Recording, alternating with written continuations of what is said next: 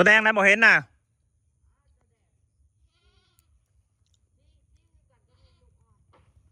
เด้นานมันมาจากโตละสานาฮะในไซหกน่ะในหันหกบ่เด้นานแม่นบ่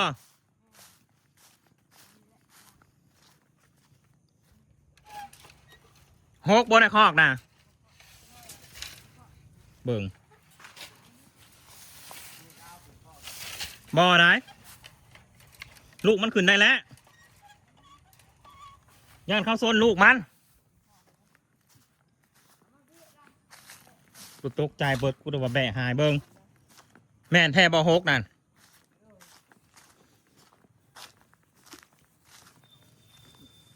ขึ้นไปอีนี่ลูกมันก็น่าจะขึ้นได้ครับย่านเข้าโซนลูกมันสิได้ลูกยิงเนียนยาได้เบิ่ง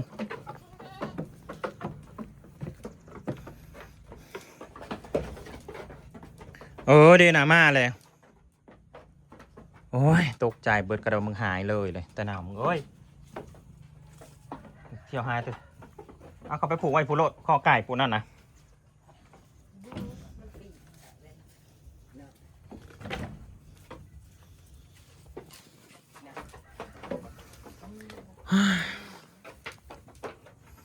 มีแต่แบบไม่มานรถสิเที่ยวแต่หายเนาะ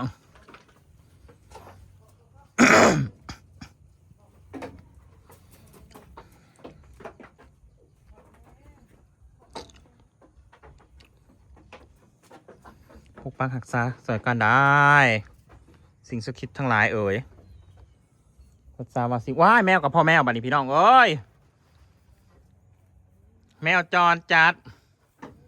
มาอยู่น้ำเฮามาแล้วก็แมวเทิกน้ำมาเซิงแล้วก็ม่านแล้วก็ท่อง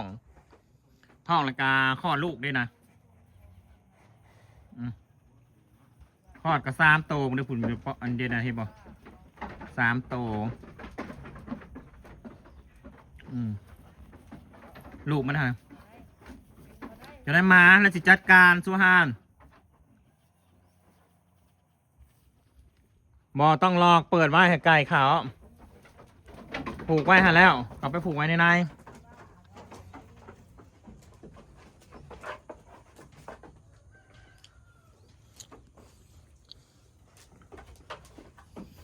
มีแต่แม่ม่าน2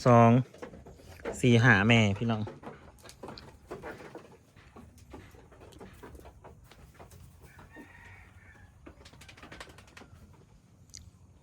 เนาะ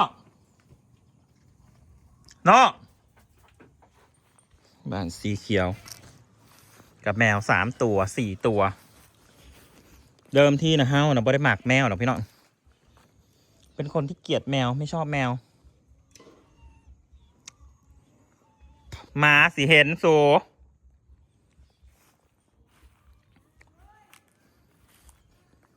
2 ตัวมันออกไป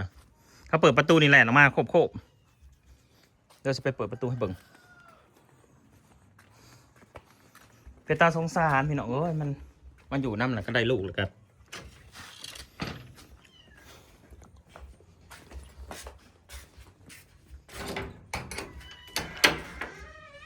สาย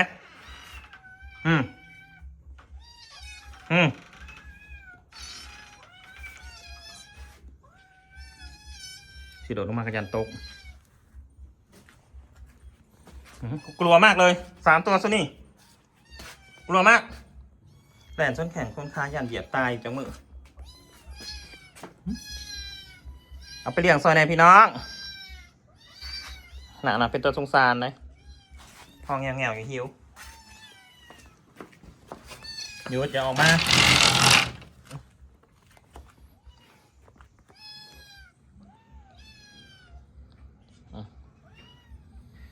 แมวจรนี่แหละที่คุณเชอรี่ซื้ออาหารขนมให้มันกินนะมื้อนั้นนะคุณเชอรี่คนสวยซื้อขนมแต่มันกินขนมเด้แม่มันกินขนม มันนี่ก็กิน แต่มือนั่นมีอันนี้ก็3 สั้นนะเด้ย่าง3 สั้นแล้วหั่นเป็นชิ้นมาก็ไฟไปเลยวะ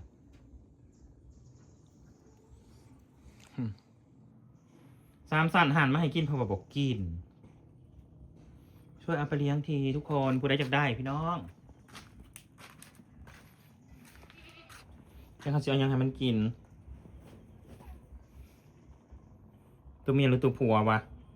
ตัวผู้หรือตัวเมียอีนี่มันก็หีเขี้ยวมาอยู่เพียวกับมาอยู่ซื่อๆให้แมวเทิกมาปั้มแมวเทิกมาปั้มนั่งกัดท้องอยู่ตะบีกับมันกับอ่อนเท่าเนาะตะบีมันย่านเด้มันย่านหลังจากที่แมวจรตัวนี้มาอยู่กับนูอยู่ในบ้านกับบุคอยมีนะพี่น้องนูอยู่ในบ้านนะบุคอยมีเพราะว่ามันจัดการเบิดดิแดกหนูมั้งเพราะว่ามันก็ย่านเท่าไรตะบีดนะมันกันลบอยู่ลบหนาลบหลังลบหนาลบหลังโดนไปบัดนี้เห็นมันมาอยู่แล้วก็เลยเอาอาหารมาให้มันกินเอาอาหารให้มันกินมันก็เลยอันนี้มันก็เลยเชื่องมันเนี่ยมันก็เลยหู้เลยหู้ขึ้นมาเนี่ยก็เลยเห็นโคตรขึ้นมาบัดนี้ขึ้นมาบ้านจ้ะแล่นนะมาอ่อนมาเพื่อขามาเลียแข้งเลียขาไปมามองอีที่ผมว่าท้องใหญ่เอาอีนี่ท้องใครมาปี้มึงนี่ล่าสุดกับขอดลูกเลยตะบีนะมันขอดลูกนะมันหอบไปหอบมาหอบไปหอบมามันเอาลบเลยมันขาบไปขาบมาพี่น้องขาบลูกมันนะใครแต่บ่ได้หาโตเนาะเขาได้หาโต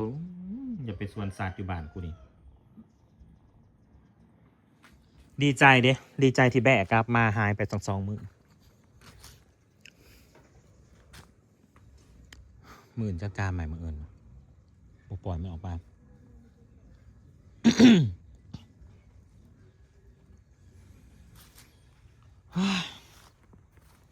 ไปไก่ซิดมิดไก่เคียงผู้ใดอยากได้ลูกแมวมาเอาไปเลี้ยงเลยเด้อเฮ้ย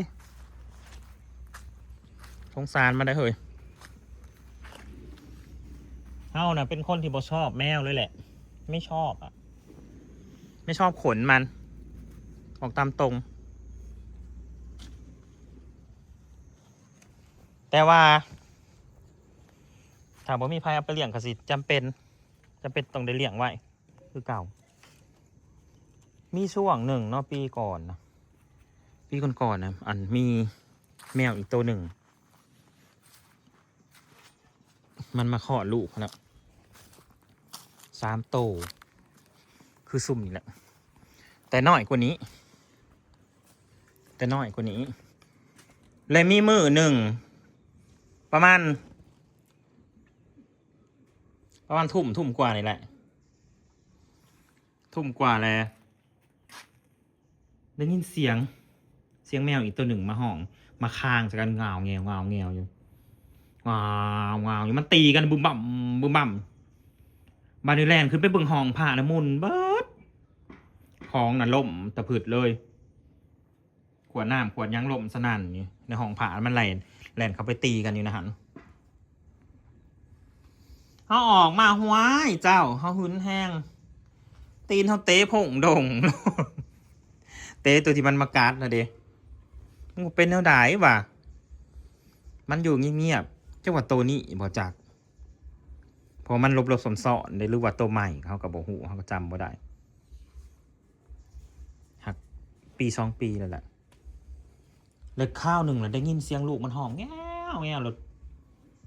เขาออกมาเลยสาดไฟซ้ายเบิ่งเพราะว่าตายเรียบร้อยเห็น2 ศพเห็น2 โตตายมันกัดคอพี่น้องเอ้ยแมวเทิร์กเข้ามาแมวตัวผู้นะมันเข้ามากัดแมวน้อยเขามากัดตาย2 โตแล้วผ่านไปเฮิงเติบประมาณเป็นอาทิตย์พอแล้วประมาณอาทิตย์เลย ได้กลิ่นบางอย่างขึ้นห้องแล้วได้กลิ่นเหม็นกลิ่นเหม็นเน่าแล้วนี่มาขยับตู้บ้านนี้ขยับตู้ออกมาอยู่พื้นตู้อีกโซฟหนึ่งพี่น้องจนแห้งเลยมันถังมีกลิ่นเน่าเป็นตาสงสารมันอยู่เลยอันนี้กับขั้นบ่มีผู้ใดไปเลี้ยงเขาก็เสียงไว้นี่แหละก็อยู่นี่แหละแต่บ่คอยได้มีอาหารให้มันกินไหมแต่สิเอายังให้มันกินแต่พวกเขากินกับมีแต่กินพวกอาหารเผ็ดๆเนาะมีแต่มีมื้อใดแบบมีเศษอาหารหรือว่ามีน้ำต้มน้ำแกงเขาก็สิเอาใส่ข้าวเหนียวนำขึ้นมาให้มันกินมันก็กินได้เดี๋ยวนี้มันหิวนี่นะคิดอยู่นะเวลาไปหันไปนี่ในเห็นเศษอาหารพ่อจะเก็บมาให้แมวสงสารมันสายตามึงนะมันกะหูได้แม่มันหูจากหมาจากแมวอยากอยู่น้ำเฮานะช่วงหันกามาเข้ามาอยู่น้ำอยู่ในห่านนะอาหารสีเขียวนะมาเข้ามาอยู่น้ำอีสามขาเด็พี่น้องจำได้บ่อีสามขาเด็ที่มันวนเวียนหาผู้ชายแถวนี้นะ แล้วพอมันได้แล้วพอมันท้องแล้วมันกลับไปขอดลูกอยู่เพื่อนมันเองเลยบัดสุดท้ายแล้วซูมือนี่มันมาการแบะเฮาตายมือนั้นกับการแบะไม่มานเฮามือก่อนกับการแบะเธอเฮาตายใช่ไหมมันควงค่ะเลี้ยงไม่เชื่องอีเนรคุณนี่แถมเฮาขี่รถไปเฮือนมันก็มาเห่าโอ้ยสันดานหมามึงเอ้ยว่าจะเป็นมึงควงค่ะ